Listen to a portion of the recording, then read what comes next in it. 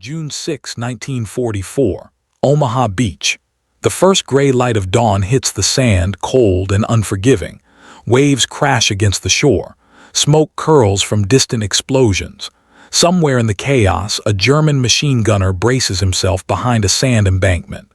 Heinrich Hein, Severloh knows the Americans are coming. Bullets tear through the morning fog. Bodies slam into the wet sand. Every step the Allied soldiers take is a step into a storm of fire. Severloh's MG-42 rattles relentlessly, spitting death across the beach. Each trigger pull burns his fingers. Each wave of attackers pushes him to the brink. He watches men fall, their screams swallowed by artillery and ocean. The shoreline becomes a nightmare of sand, blood, and steel. He is just one soldier, one gun. But in these critical hours, his fire will shape history. By sunrise, thousands will be dead or wounded. The Allies will push forward, and Severloh will live to tell the story no one else saw from the other side of D-Day. By early 1944, the world was locked in total war. Germany controlled much of Western Europe. The Allies had been planning a cross-channel invasion for months, Operation Overlord, the largest amphibious assault in history. Normandy, along the French coast, was chosen for its beaches and strategic access to northern France. But for the German defenders, it was more than just another shoreline. It was a front line, a fortress, and a last line of defense against the Allied advance. The Atlantic Wall, Hitler's massive coastal defense system, stretched across the coastline. Concrete bunkers bristled with machine guns. Mines and obstacles littered the sands. At Omaha Beach, the 352nd Infantry Division, composed of seasoned soldiers, including many veterans from Eastern Front campaigns, prepared to meet the invaders. Heinrich Severloh, a 20-year-old infantryman from Wunstorf, Germany, had been assigned to man one of the most lethal weapons in their arsenal, the MG-42. German commanders understood the stakes. Omaha Beach was narrow, flanked by cliffs, and easy to target. Artillery units were positioned inland. Mortar teams waited in camouflage positions. Every defensive position was mapped, every kill zone calculated. The soldiers dug in relentlessly, reinforced bunkers, and laid minefields along the shore. Communication lines buzzed with last-minute orders. Yet there was tension. The men knew an invasion was coming, but they could not predict its scale. Radio intercepts suggested an Allied attack was imminent, but secrecy, deception, and the sheer uncertainty of the landing kept nerves frayed. Severloh and his comrades sharpened bayonets, checked ammunition, and scanned the horizon for movement. For them, the beach was both familiar and terrifying, a place where training, fear, and sheer survival would collide in less than 24 hours. The German army understood one simple truth: the first wave would be the deadliest. And for Severloh, stationed in a machine gun nest overlooking the sand, that wave would test every ounce of his endurance, skill, and resolve. Heinrich Hein, Severloh was not a hero by choice. Born in 1923 in Wunstorf, Germany, he had grown up in a world scarred by economic hardship and political upheaval. By the time the war reached its height, he was a young man shaped by duty, discipline, and survival. Drafted into the Wehrmacht, Severloh had endured training, minor campaigns, and long nights of uncertainty. By June 1944, he was stationed at Omaha Beach, assigned to a machine gun nest perched on a sand embankment overlooking the narrow shoreline. The beach itself was a death trap for anyone attempting a landing. Narrow strips of sand gave way to cliffs and bluffs, riddled with bunkers and firing positions. Wooden stakes, mines, and steel obstacles littered the shore, designed to rip open landing craft and slow infantry. Inland, hidden artillery could rain destruction with chilling precision. For the German defenders, this terrain was an advantage, a natural funnel to channel and slaughter the approaching invaders. Severloh's sector was one of the most exposed, yet one of the most strategically crucial. His MG-42, capable of firing 1,200 rounds per minute, sat atop sandbags, ready to unleash a hail of bullets. Ammunition crates were stacked nearby, though resupply in the chaos of an invasion would be nearly impossible. Around him, other soldiers took similar positions, each with a deadly line of sight across the beach. The psychological strain was immense. The men knew the Allies were coming. They had studied maps, rehearsed defensive maneuvers, and understood the consequences of failure. For Severloh, the beach was both familiar and alien, familiar from daily drills, alien in its capacity for sudden, massive violence. He would soon witness men storming toward him like waves, met with a storm of German fire. Every calculation, every barrel of his MG-42 would matter. By the night before the invasion, a tense quiet settled over Omaha Beach. Soldiers whispered, checked weapons, and tried to sleep on hard sand or wooden platforms. The sea remained calm, almost serene, a deceptive cloak hiding the chaos to come. For Severloh, the dawn would mark the beginning of a battle that no training could fully prepare him for. 06:30 June 6, 1944. The first Allied landing craft strike the sand. The sea churns with waves of men, rifles clutched, hearts pounding. Across Omaha Beach, gunfire cracks. Severloh's MG-42 rattles in his hands, a mechanical scream cutting through the dawn fog. Every pull of the trigger sends death into the advancing soldiers. The Americans hit the obstacles, falling into hedgehogs and stakes, some tripping into hidden mines. Severloh's nest is a narrow vantage point, yet it commands a broad stretch of the beach. Each burst of fire slows their advance. Shouts, screams, and explosions mix with the roar of artillery from cliffs and distant tanks. Bodies litter the sand. Blood and water mingle under his boots. Time becomes fragmented. Seconds stretch into eternity. Severloh fires relentlessly, the MG-42 overheating from constant use. Fellow German soldiers provide cover fire from adjacent bunkers, but waves of landing troops keep pressing forward. Small units attempt to flank, to neutralize machine gun nests, but terrain, chaos, and precise German fire force them back. Amid the chaos, Severloh notices patterns. The soldiers cling to cover, move in small bursts, but the obstacles and the steep incline of the beach slow them. Artillery on the cliffs pounds nearby sectors, adding to the confusion. Every movement on the sand is a calculation of life and death. By 0800, hundreds of soldiers have fallen within Severloh's sector. Ammunition begins to run low. Sweat and grime coat his face. He reloads methodically, almost mechanically. The beach is a scene from a nightmare. Smoke, screams, sand, blood, and relentless machine gun fire. In these first hours, Severloh and his MG-42 have become the embodiment of German defensive power. The tide is turning, not yet in favor of the Allies, but their persistence, numbers, and naval fire support are starting to challenge the defenders. Severloh braces for the next wave, aware that the battle is far from over, and that survival depends on endurance, skill, and the chaos around him. By mid-morning, the beach has become a maelstrom of fire and blood. Severloh's arms ache from the relentless rhythm of the MG-42. His eyes burn from smoke and sweat. The Americans keep coming, wave after wave, some crawling under the obstacles, others charging headlong into the storm of bullets.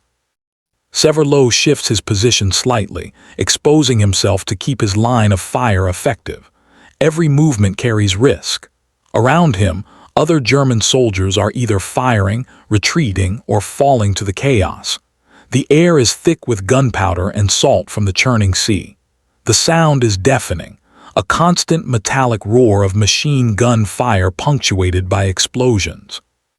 Small units of U.S. troops begin to find cover behind wrecked landing craft. Mortars and naval gunfire provide some relief for the attackers, but Severloh's position remains lethal. Each time a soldier moves, Severloh's fingers squeeze the trigger. Bodies drop in the sand, yet the tide cannot be stopped. His nest is one of many, but for this stretch of Omaha Beach, it is a wall of steel, sand, and bullets. By late morning, ammunition becomes critical. Severloh estimates he has fired tens of thousands of rounds. Fatigue is total, Yet adrenaline pushes him forward. He glances at the horizon. Ships are unloading more soldiers, and artillery fire from Allied ships pounds inland positions. The beach that once seemed manageable is collapsing under sheer weight and numbers. Despite the relentless fire, German defensive positions begin to fracture. Severloh's comrades are wounded or retreating. Flanking attempts force the defenders to abandon key bunkers. The MG-42, once an instrument of near-absolute control over the beach, can no longer hold every path. The turning point is unmistakable. The Americans are gaining footholds. The first lines of German resistance crumble. Severloh, exhausted, sees the inevitability of what is unfolding. Omaha Beach will not remain under German control. And yet, in those harrowing hours, his skill, endurance, and sheer determination have made the landing far costlier than planners anticipated. The chaos slowly ebbs. The smoke rises above Omaha Beach, curling into the morning sky like a dark signal of what has occurred. Sand, blood, and broken equipment stretch as far as the eye can see. For hours, the MG-42 in Severloh's hands has torn through the advancing ranks of the Americans, shaping the landing into one of the deadliest moments of D-Day. But now, the relentless tide of men, guns, and ships begins to overwhelm even the most disciplined German defenses. Casualty reports are staggering. In Severloh's sector alone, historians estimate hundreds of U.S. soldiers were killed or wounded during the first waves. Entire units are scattered across the sand, pinned behind obstacles or swept down by fire from machine gun nests, mortars, and artillery. The toll on the German defenders is also severe. Severloh witnesses comrades fall, others retreating, and some paralyzed by the deafening din of battle. The 352nd Infantry Division, although experienced and well-prepared, begins to fracture under the sheer scale and persistence of the assault. Severloh himself is physically drained. His hands blistered, his face streaked with sweat, dust, and blood, he continues to man his position as best he can. Ammunition is dwindling. The crates stacked neatly hours earlier are empty or scattered. Each round fired carries the weight of life and death, a grim calculus he repeats over and over.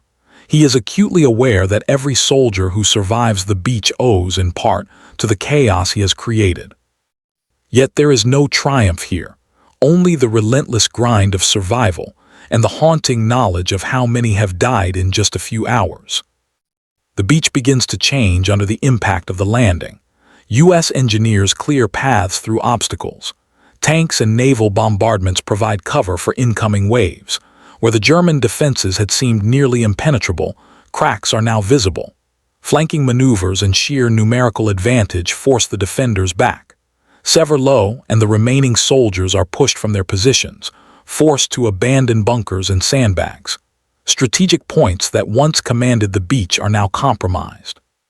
Historical records indicate that by mid-afternoon, the Americans have secured a foothold, establishing a tenuous bridgehead that will expand inland in the following days. Omaha Beach, the scene of immense bloodshed, is gradually under Allied control.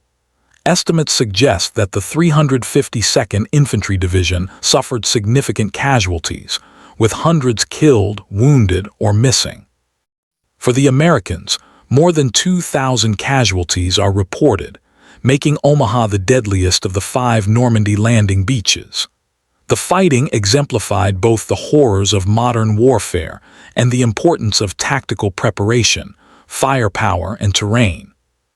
Severloh survives, though forever changed. In post-war interviews and memoirs, he reflected on the battle with a mixture of exhaustion, disbelief, and grim acknowledgement of his role. He reportedly fired tens of thousands of rounds, making him one of the deadliest individual defenders on Omaha Beach. Yet he never claimed glory. He spoke quietly of survival, of following orders, and of witnessing horrors he could never erase from memory. His story offers a unique perspective, the other side of D-Day, experienced by a young German soldier in the heart of the battlefield. Strategically, Omaha Beach became a symbol of both Allied determination and the price of victory. The initial German resistance slowed the invasion, inflicted severe casualties, and demonstrated that even meticulously planned operations could encounter chaos beyond control. Yet the Allies' ability to persevere under fire, adapt to obstacles, and reinforce their lines ultimately determined success. Omaha Beach was secured not by a single action, but by coordination, resilience, and relentless pressure, themes echoed in every report, memoir, and historical study of the operation. The human cost of the battle is impossible to overstate. Beyond statistics, the beach tells stories of fear, courage, suffering, and endurance. For the Americans, it was a test of resolve. For Severloh and the German defenders, it was a test of duty and survival.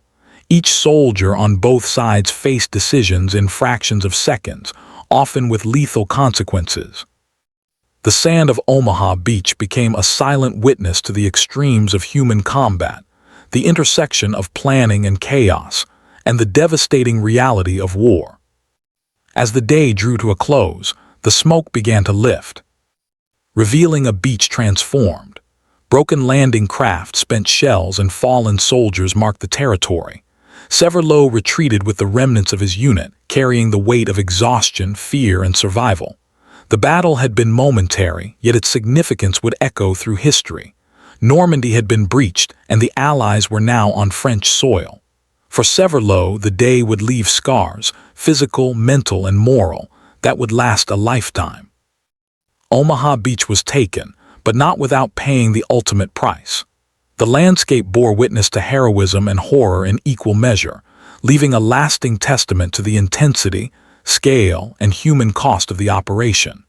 From the vantage of one German machine gunner, the Battle of D-Day was experienced as chaos and horror, yet it shaped the course of history in ways no single soldier could control. Omaha Beach lies quiet now. The echoes of gunfire, screams, and explosions have faded into history, but the scars remain in the sand, in the stories, and in memory. For Heinrich Severloh, the day was a test of endurance, fear, and survival. One soldier, one machine gun, and a few hours of chaos shaped an event that changed the course of the war. D-Day was more than strategy or numbers. It was human courage and desperation, seen on both sides of the battlefield. For the Allies, it was determination under fire. For the defenders, it was duty in the face of overwhelming force. Severloh's experience reminds us that history is not only made by generals and plans, but by individual choices, actions, and endurance under unimaginable pressure. The cost was immense. Thousands of lives were lost in a matter of hours. Omaha Beach became a crucible, testing technology, tactics, and human will. Yet from this destruction came a pivotal turning point in World War II, the beginning of the liberation of Western Europe. Looking back, the story of a single German machine gunner offers a different perspective. It is a reminder that behind every statistic is a human being, facing fear, fatigue, and the weight of decisions that could mean life or death.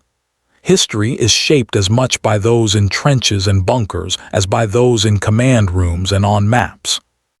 Omaha Beach endures as a symbol of both horror and resolve. It teaches us about the cost of war, the resilience of the human spirit, and the fragile line between life and death in moments of history. For Severloh, for the soldiers who landed, and for the generations who study these events, the beach is a testament, a silent witness to courage, chaos, and the terrible stakes of human conflict. Even decades later, the story reminds us, history is never abstract. It is lived, it is felt, and it is remembered, one person, one moment, one battle at a time.